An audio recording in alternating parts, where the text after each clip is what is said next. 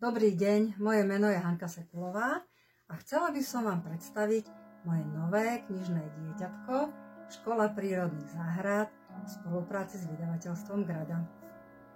Kniha Škola prírodných záhrad je v tvrdej väzbe s krásnou obálkou a vnútro obsahuje 312 plnofarebných strán, vrátane vyše 600 fotografií z môjho súkromného archívu, ktoré som zväčšnila svojim fotoaparátom, nákresov a rôznych projektov. Skladá sa zo 7 častí.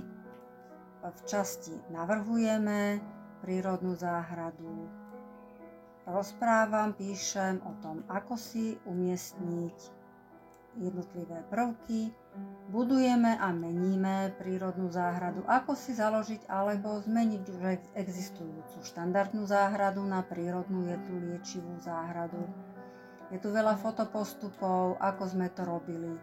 Základné rastliny v prírodnej záhrade zase tam opisujem, aké najbežnejšie rastliny ja zvyknem v týchto záhradách používať, keď robím projekty, s ktorými mám dobré skúsenosti, na čo sú dobré, aké stanovište potrebujú a akým spôsobom, aké majú nároky, vrátane prehľadnej tabuľky týchto základných rastlín. Pestujeme v prírodnej záhrade, tu sú zase popísané moje skúsenosti alebo naše skúsenosti s pestovaním štandardných, ale aj neštandardných plodín,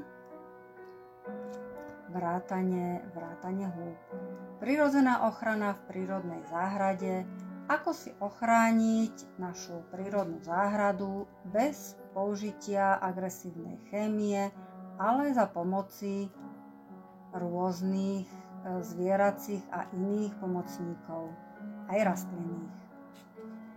Včely a iné opeľovače v prírodnej záhrade, tu zase opisujem naše skúsenosti s prírodným chovom včiel a popisujem včielky samotárky, užitočné zvieratá v prírodnej záhrade. Tu zase tiež popisujem našu okrasnú užitkovú jedinu, sliepočky, milflérky, liliputky a kačky indického bežca, čo sú veľmi dobrý predátor na likvidáciu obávaných slizniakov.